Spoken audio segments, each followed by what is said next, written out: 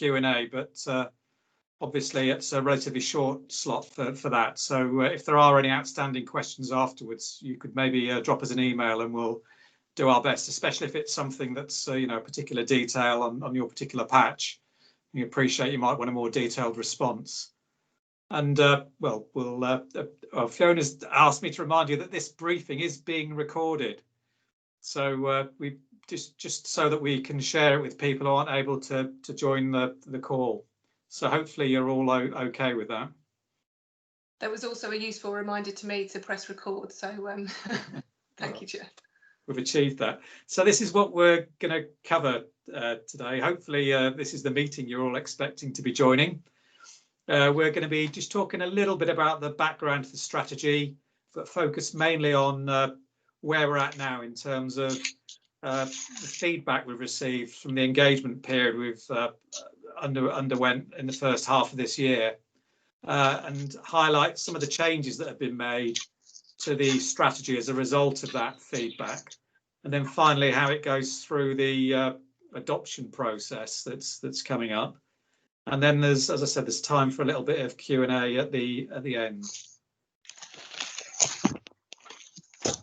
Just a reminder, I'm sure you all know this, so I'll skate through it, but in case you need a reminder, I mean, this is a programme of work that was started through the work of the Milton Keynes Futures Commission. It's a strategy that we've produced, which is a council policy document. It's not a formal planning document. And it's going toward, going to Cabinet on the 15th of December, and will then go on to Council. So it's been adopted as a major council strategy rather than a formal planning document. So it doesn't have to conform with all the detailed paraphernalia that go with a formal planning document. And just broadly, as you'll know, it sets a broad scale of ambition that includes a recommended spatial strategy and an outlined long-term sustainable set of policies to deliver long-term and sustainable and inclusive growth.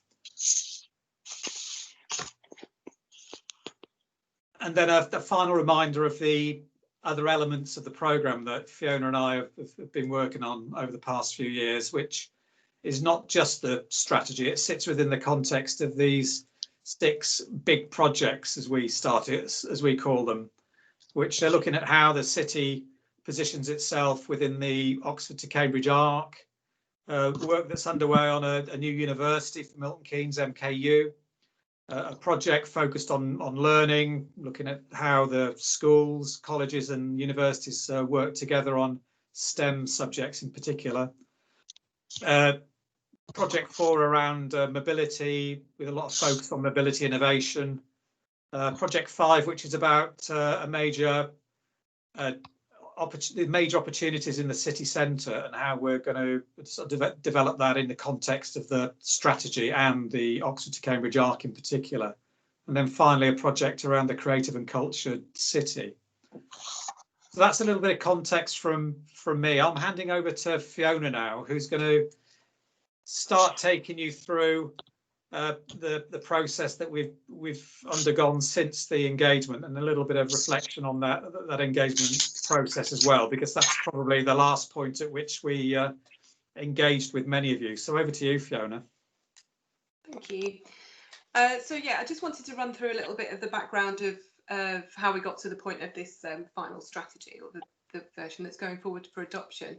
Sorry, there's just someone else in the lobby. I'll just let them in. So we prepared quite a lot of evidence documents to sit behind this strategy. So that included a big strategic growth study and some of the elements of that work. So that sort of happened over the last couple of years. That big study was funded by a grant from MHCLG, so from central government to contribute towards that.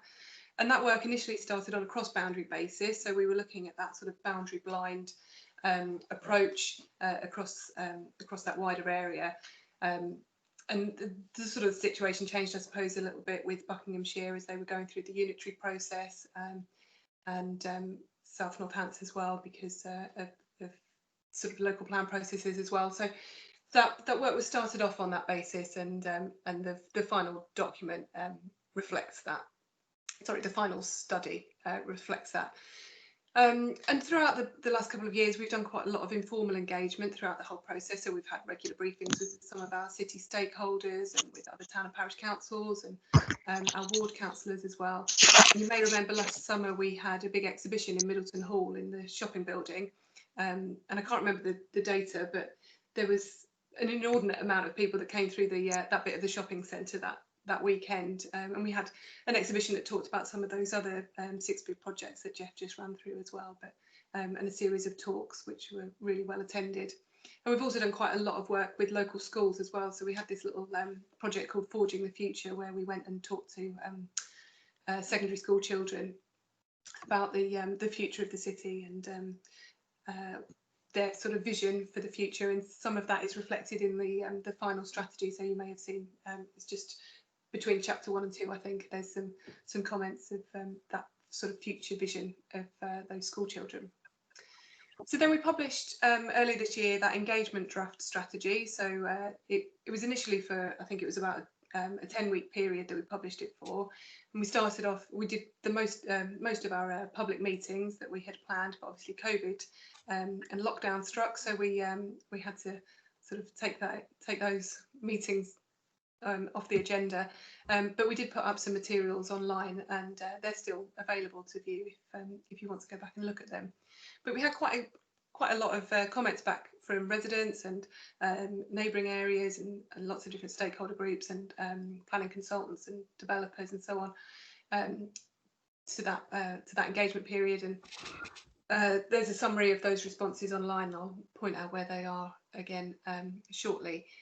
But obviously with COVID hitting, as it were, we knew that we needed to have a little sort of sense check about some of the things that we were saying in the strategy and how COVID might impact on that long-term strategic thinking. So we put out a short note that sort of put forward some propositions that we think were relevant to those sorts of issues, and we have about 50 or so responses to that. So some really interesting feedback, and obviously people were concerned about lots of different issues that we can pick up a little bit later. And obviously over that time as well, we wanted to just do another little bit of a sense check about some of the evidence that we'd prepared as background for the strategy for 2050. So a particular focus there on jobs growth forecasts, because obviously the furlough scheme and lots of redundancies and stuff will have had an impact on the forecast that we had previously been putting forward. And we've also had a little look about the viability of the mass rapid transit network and the system that we've been talking about, just trying to recognise the impacts of changes in ridership that might have on that. Sorry, just someone else in the lobby.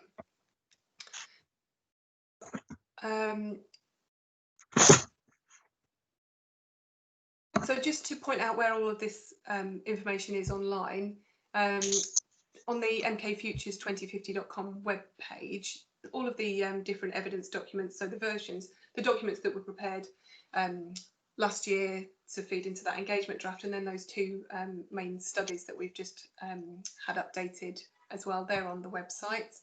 And there's also all the various different documents that were prepared for the draft strategy, the engagement draft earlier this year, some of the materials that we had prepared for the engagement period, and then also a summary that at a high level summarises some of the comments that were received back during those 2 engagement periods, and it shows which were related to which of those 2 periods. So I am going to update.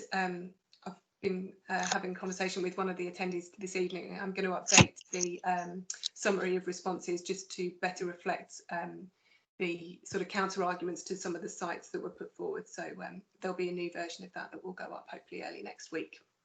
So just to highlight that as well. So then I just want to quickly run through some of the bit of a high level summary of some of those comments that we received over those 2 engagement periods, and then how we've responded in the strategy for 2050 and how we've changed things, because there are quite a few changes to that document since that that version from January this year. So lots of comments that were very supportive of the strategy and the principles of what we were trying to achieve, but understandably saying that it comes down to how this is all implemented and how it's brought forward and how it's delivered.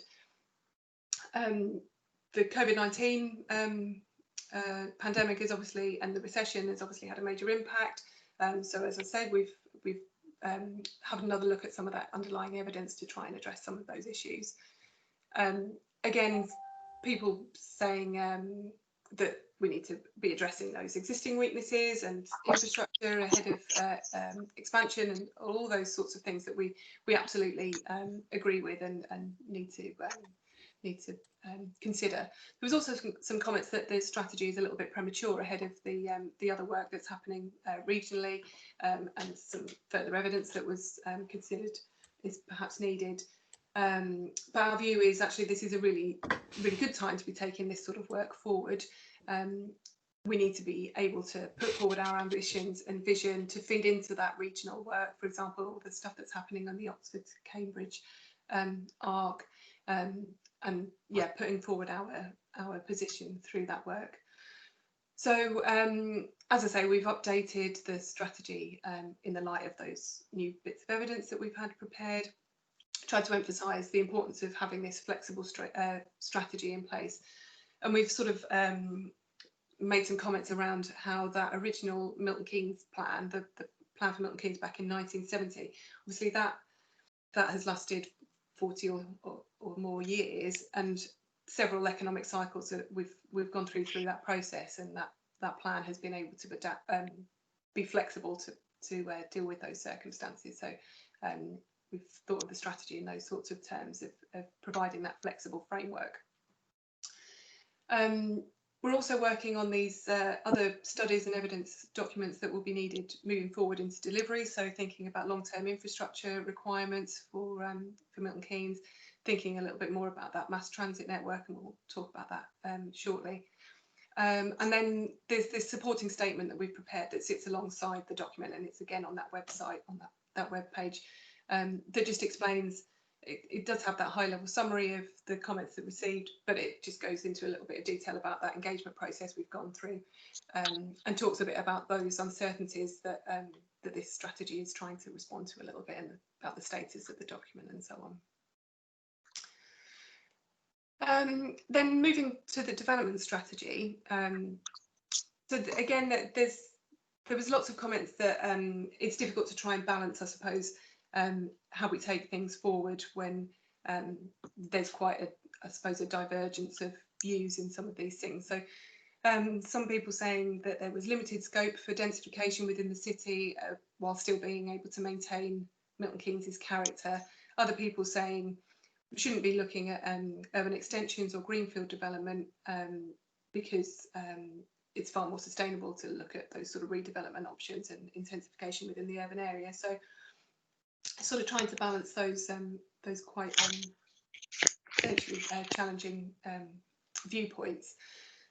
So what we have done in the final strategy is really try to emphasise the sort of prioritising brownfield development, so looking at redevelopment of underused sites within the city, talking about an overall sort of net gain of green space. So while we might develop some areas that are currently undeveloped, that overall it would be a net gain of accessible open space. So real commitment to green infrastructure being at the heart of growth. And so I'll come on to it later, but there was some comments that that green character and green infrastructure wasn't given enough focus in the original version. So we've really tried to emphasise that, and there's a whole chapter that's devoted to those sorts of issues as well in the final version.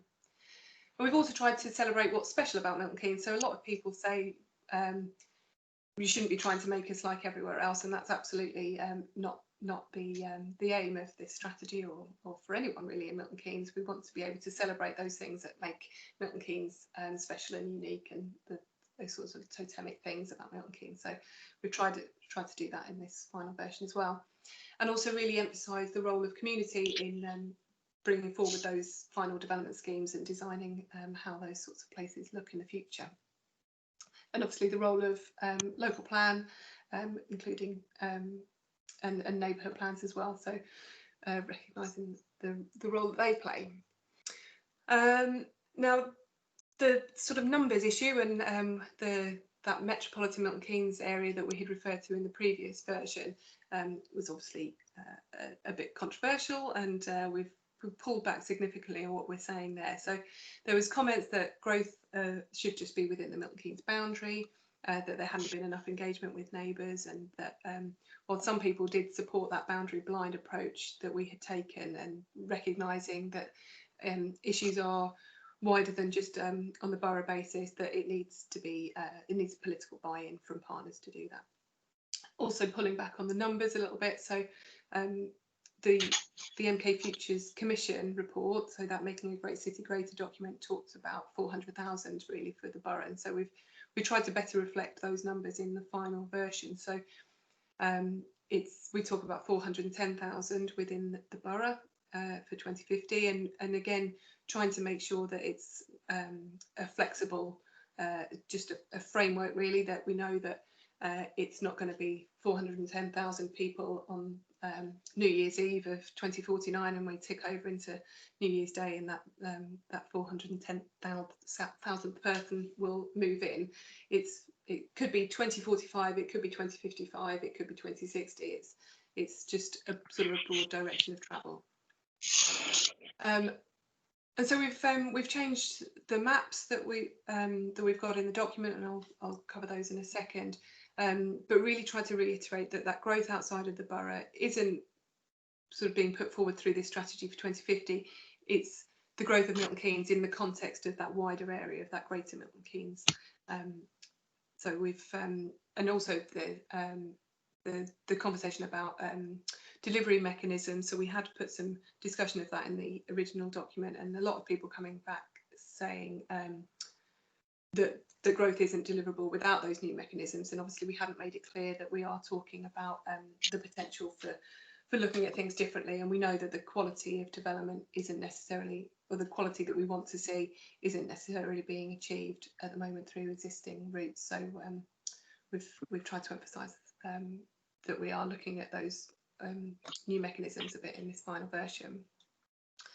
So I'm sure you've looked at the document, but this is the map that we've included in there now. So it's got that borough boundary on there, which really trying to draw that out, and being a bit far more specific about the growth that's within the borough boundary compared to neighbouring areas. And we do include still sort of a symbol to pick out where growth might happen in neighbouring areas, but it's very indicative and illustrative. It as I say, it holds no status. It's just sort of recognising that places within this geography, there is going to be an ongoing demand and need for new homes over the next decades.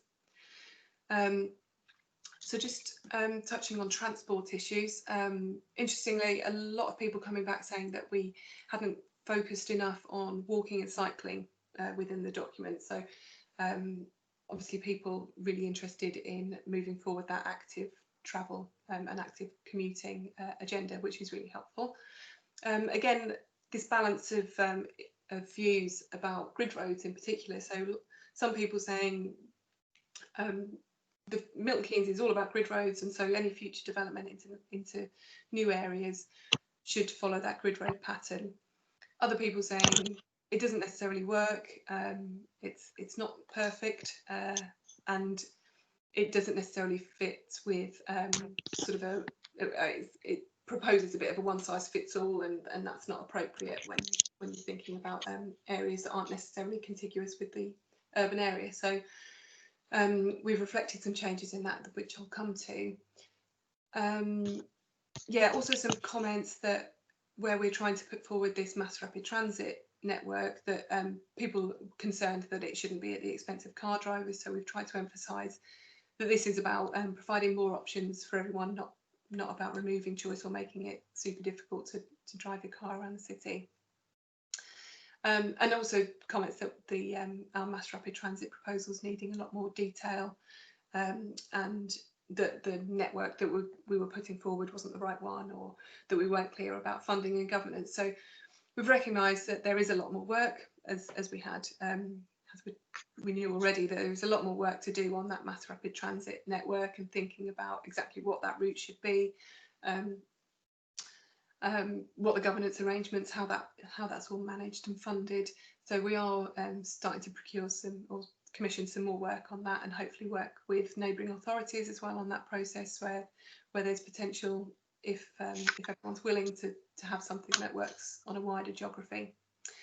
And so, as I say, we've updated, or we've emphasised priority to walking and cycling within the document, which obviously works from sort of your accessibility point of view, health and well-being, sustainability. So there's really positive change to make. We've put some comments in there about the grid network. So it's protecting that existing grid network, but not necessarily requiring new areas to deliver exact copies of that grid network, as it were. But it does talk about the principles behind those grid roads that are really important. So things like safe crossing, segregated cycling, walking, the network of wildlife corridors that they provide, them being future-proof to be able to fit in that sort of mass transit network as well. So those sorts of things that we want to see in major sort of arterial roads within new areas. And we've also included some new images within the final document that show what that mass transit network might look like once it's within that grid network, or within a grid road. So where we might dual an existing single carriage road, but that new route would then be for the mass transit vehicles, or perhaps using one of the lanes of an existing dual carriageway. So some nice illustrations that we've had done that just show how that might work in theory.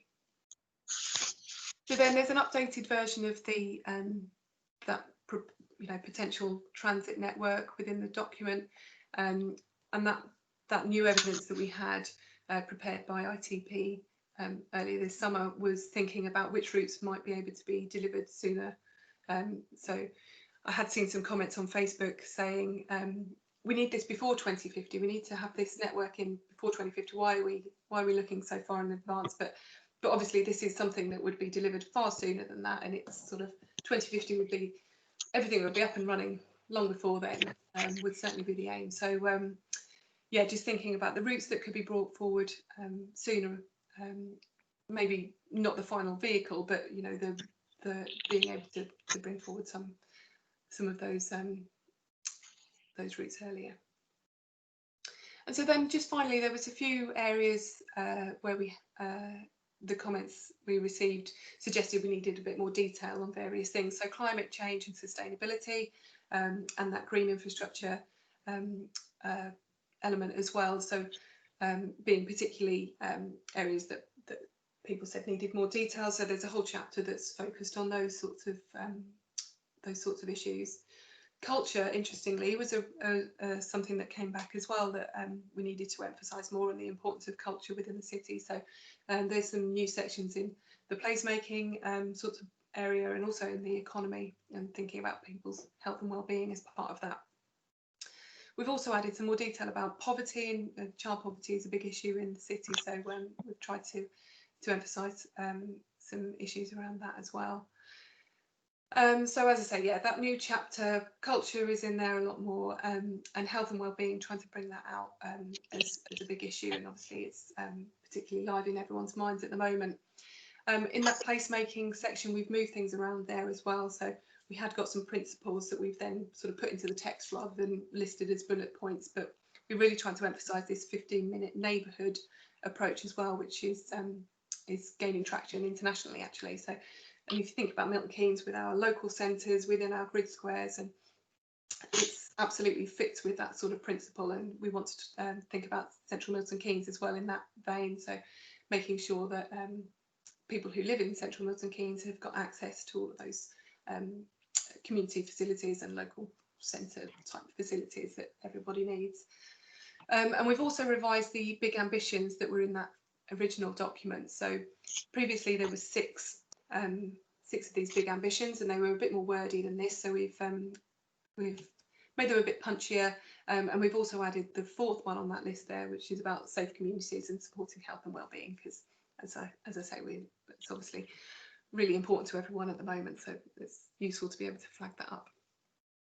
So then this is just some images of that final strategy. So this is the version that's then going to go forward to Cabinet next month, later this month, and then to Council in the new year. But it's still just sort of it's not necessarily the final version. We're going to get it professionally typeset and designed, and new images and stuff. This is just me in a Word document trying to make it look a bit nicer than the previous version. So you can see from that contents page that there are some new chapters that we've added in, and lots of nice new images, and that voices of our young people from our Forging the Future process as well, we've added in there. So tried to make it far more friendly, and we've really tried quite hard to make the language far more accessible than in that earlier version. So hopefully it's more sort of accessible language for everyone. And then just finally, the timetable that we're working to now. So we published the strategy about 10 days ago now. It was deliberately 2 weeks early compared to the Cabinet papers that I think come out this Friday. So you'll be able to read the Cabinet covering report, but we wanted to give people lots more time to read the final strategy before that Cabinet meeting as well. So there is the opportunity to speak at Cabinet and at Council. In fact, you need to get in touch with our Democratic Services colleagues. They said at least 15 minutes before the start of the meeting, but I think there generally is limited time for public speaking. So if you want to speak, I'd recommend getting on their list as soon as possible. As I say, yeah, Cabinet papers on CMIS this Friday. The link is just there as well. I think that all those meetings are now live streamed onto YouTube as well, so you'll be able to catch that if you want to tune in. And so I think that's everything. If you've got any questions, then we'll use the raise hand function. If you can, please. There's a little hand at the bottom of your screen, hopefully, and you can tap that, and we'll see to return. But I'll stop presenting so that we can see everyone. If you want to,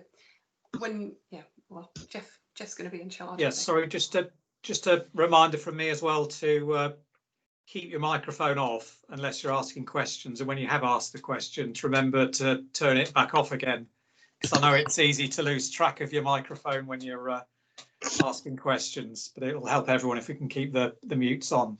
So the first question I've got, sorry, I'm just going to have to go with the labels on the screen because I don't know everyone. I've got a hand up from Councillor M, who is, I'm not sure who that is, but it's at the top.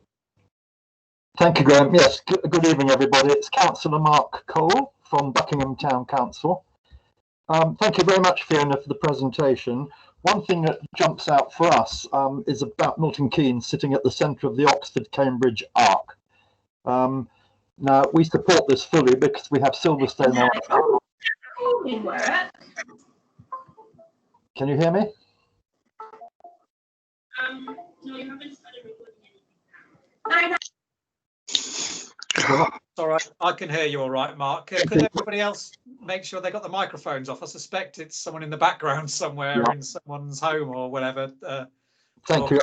I'll continue then. Yeah, we fully support the Oxford-Cambridge arc as a town council because we're right in the middle of it. We've got Silverstone as one of our designated employment areas right on our doorstep.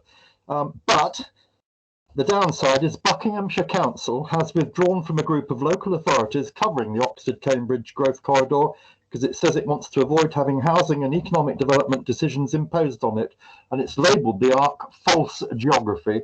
What is your take on that?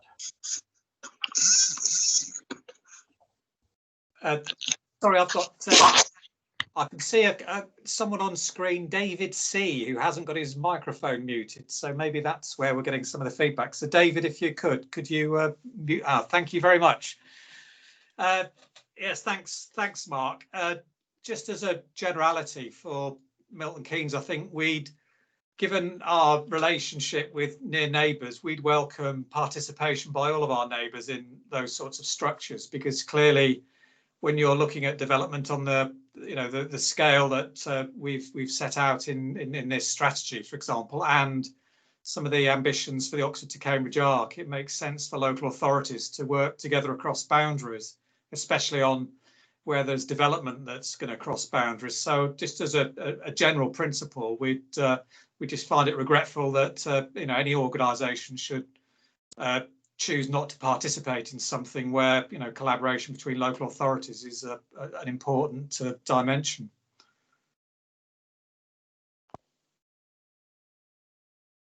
The next question I've got Roy van der Poel. Hi, Roy.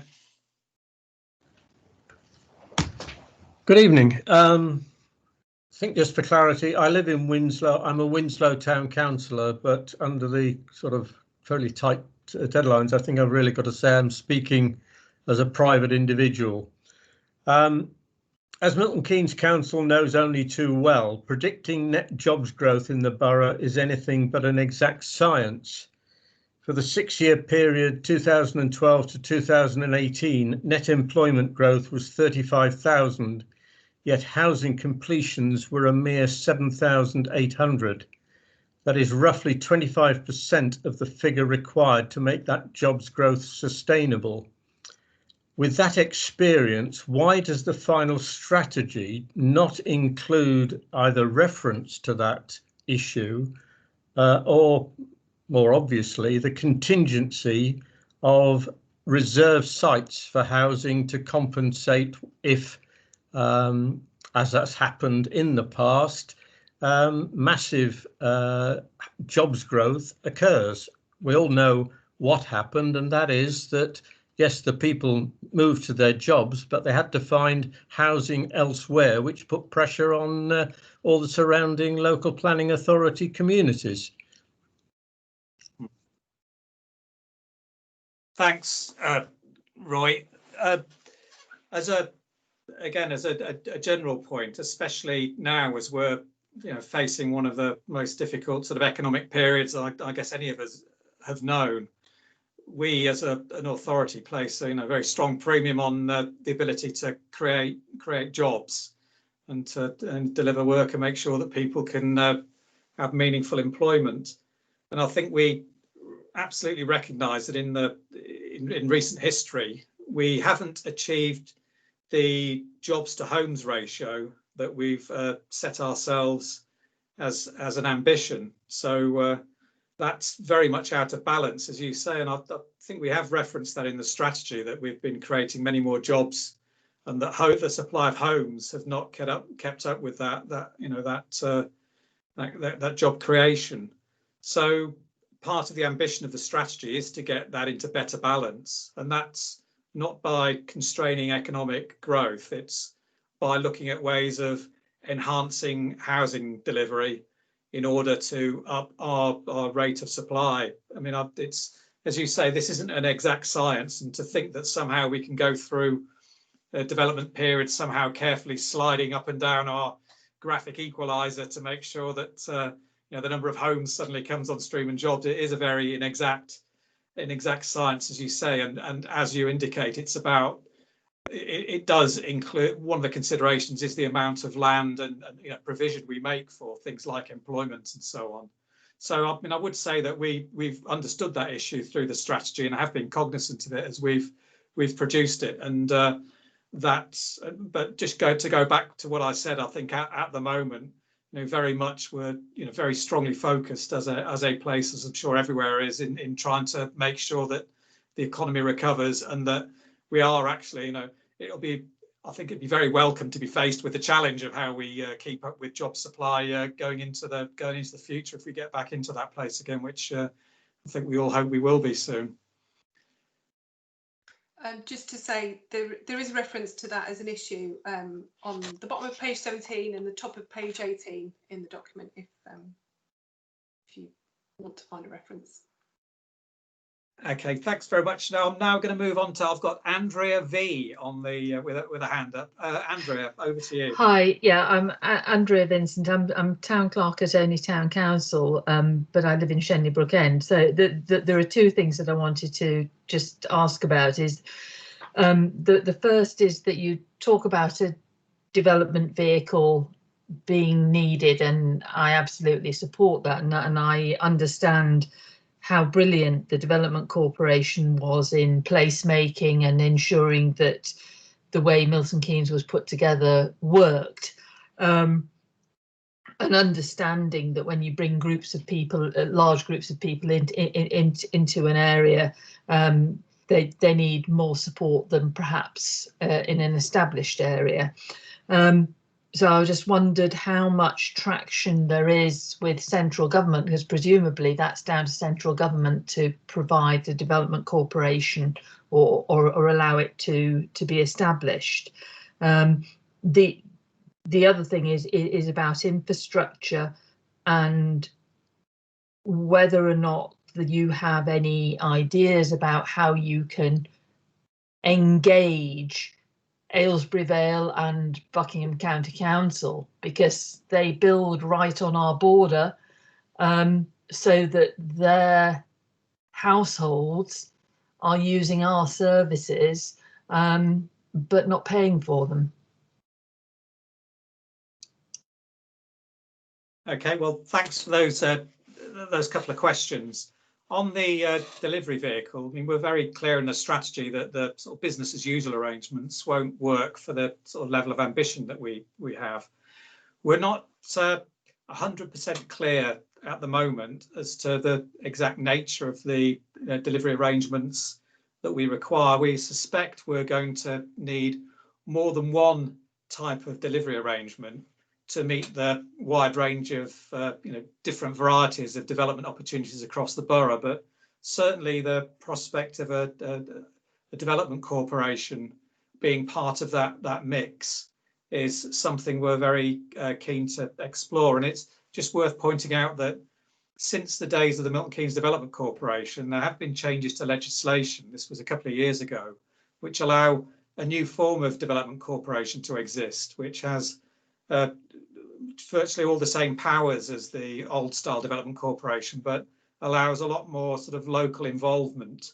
So it would be working, for example, to a locally produced sort of spatial plan rather than being a separate planning authority in its own right, and so on. So we think those are very helpful reforms that allow us as a place to have a lot more influence over the the operation of such a body. I mean, the government is very interested in development corporations generally. You might have spotted in back in, was it March last year, or was it even this year? I'm losing track of time now. That they announced that they were within the ARC. They were introducing 4 development corporations. It's towards the east of us, around Bedford and out towards Cambridge in particular. But these were sort of government initiated bodies that are particularly related to opportunities around railway locations and hubs and so on. So there's very definitely government interest, and we've got an engaged conversation with them about a potential project to scope the opportunity here in Milton Keynes. And as you say, it would need government sign-off, I think a ministerial sign-off, including the coverage of such a body. Just generally, when you mentioned infrastructure, and of course one of the reasons why we're interested in development corporation and other delivery vehicles is the prospect of raising sort of greater, of capturing value, to a larger extent from development, such that we can invest in better quality infrastructure up front, and in and where such things cross sort of borders, which is your second question. We're very keen to explore how delivery arrangements might work across boundaries, and we've opened up, as at the start of this project, opened up conversations with sort of neighbours in Buckinghamshire and so on, and we'll be looking to have conversations in future. So I'm hoping that as we progress, that and we start to become more specific about some of these opportunities. It's at that point we might have a better opportunity, you know, from both sides to engage, because it's always better to be talking about something practical, I guess, or specific, rather than the generality. But you know, as we were saying earlier about, you know, collaboration, so on, I think it's absolutely critical, and for the sorts of reasons that you mentioned in terms of working across boundaries for, you know, economic funding and so on and so forth. So thanks for that. Moving on then, I'm just looking for the next question. I've got Christopher T. Is that right, Christopher? That's right, yep. Councillor Christopher Tennant from Olney Town Council. Sorry to be hogging the limelight with Olney, but Andrea and I are both very interested in this project and the outcomes from this strategy. My question is also related to infrastructure. There's clearly a lot of infrastructure provision within the document, and some very bold visions and bold plans that affect and will improve, hopefully, quality of life and the way residents can move around Milton Keynes and interact and get to places of work and places of education. But I suppose my question is more Olney centred, and it's really interesting to see the MRT proposals within the document, and also the proposal for a bypass around Olney. And my question really is, with these big ticket items of infrastructure, what the funding mechanisms are likely to be able to assist in delivery? Yeah, thanks, Christopher. I think that's absolutely at the heart of this. And I think, as you've highlighted, you know, this is a very large scale and I think ambitious vision, and a lot of the thinking around working at this kind of scale over that kind of time frame is that where you've got major pieces of infrastructure, if you take, you know, short-term or even medium-term views, you never actually expose the range of opportunities that you might need, that, you know, to actually do those things properly and to plan them properly. Because, I mean, for example, with an MRT system on a, you know, I guess a 10-year planning horizon, you'd never see the opportunity to secure sufficient sort of funding from development and so on to make an adequate contribution. And there are, so I mean, part of the answer is by having a plan and a proposition over a long term allows us to talk to potential investors, be they public or private investors, about what's required and start to look at how all that might stack up over the long term. And some of the, you know, repayment sort of cycles for some of these things are very long term. One of the, when we've had we've got two discussions on the way with government, which is one of the places where, I mean, the main place we're looking to for certainly the MRT funding.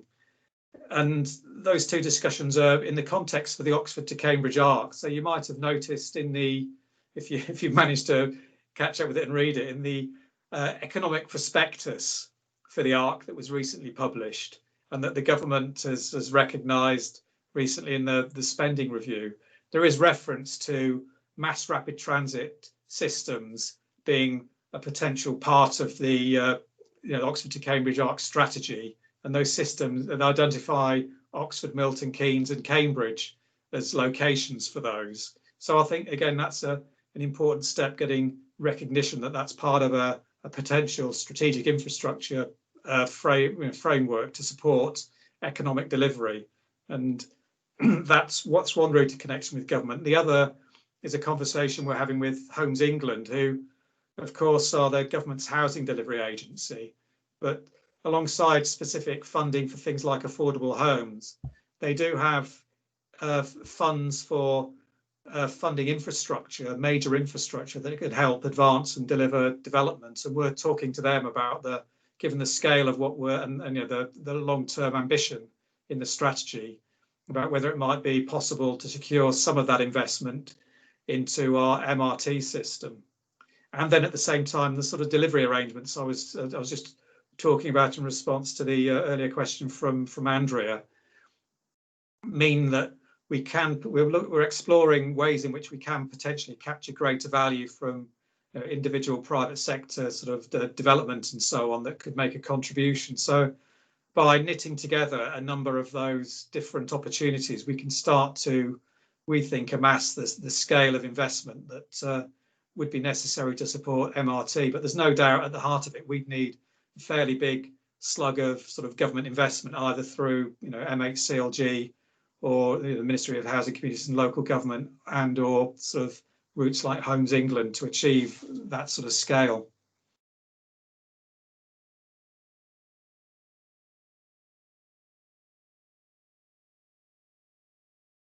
I'm looking to see if there are any more hands up. I can't see any more hands, so I'm going to say if people would like a second question, I'm very happy to entertain that, given that we've got another 10 minutes. Otherwise, we can call it a day and go and watch the football or whatever else you're planning to do this evening. But so it'd be a shame not to make use of the last 10 minutes.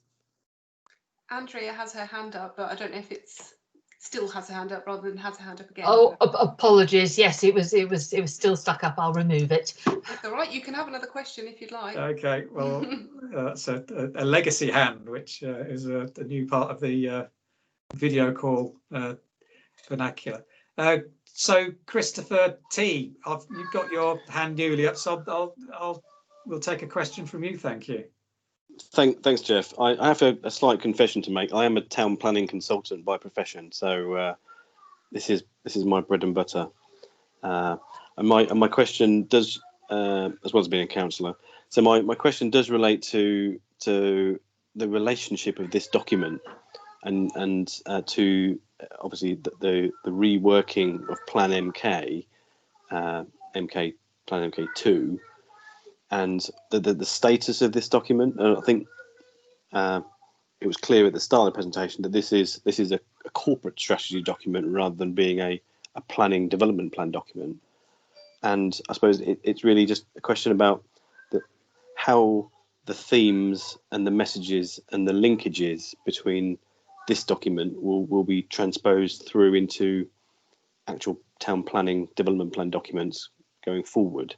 Because there's lots of bold ambitions and really interesting visioning in this document, but how is that going to be transposed through into development plan making, and particularly with the review of Plan MK? Yeah, thanks. That's an important question, and it's so important. I'm going to invite my colleague Fiona to respond to that, because she's far more expert in planning matters than I am. I thought that would be the case. So the strategy, as we've said, isn't a statutory document. It's not a development plan document. It's not a local plan. But our view is that it forms sort of the basis for that next local plan. So all of the propositions, I suppose, in terms of the sort of spatial side of things, that all needs to be tested through that proper, robust local plan process. But it's useful, we thought, to have some of these conversations outside of that formal plan making process, so outside of those regulations, just to sort of put forward something that can be more ambitious than a local plan sometimes is. So we know that local plans have that more limited time frame, and sort of you prepare your evidence on that basis, but it looks at that 15 and maybe now even 10-year time horizon, depending on the outcomes of the white paper. So yeah, being able to look over that longer period and think about things outside of just the normal planning regime, I think has been really helpful, and then be able to set that ambition that is also really helpful for other strategies and policies that the council will bring forward. So as Jeff said earlier, the intention is that this will be annexed as it'll be an annex to the council plan, so it sort of has some weight behind it, not necessarily planning weight, but it sort of demonstrates that scale of council ambition. So it's then, yeah, as we move forward with that local plan process, to test some of those propositions that are in that strategy and bring it forward into formal council policy, planning policy, if that makes sense.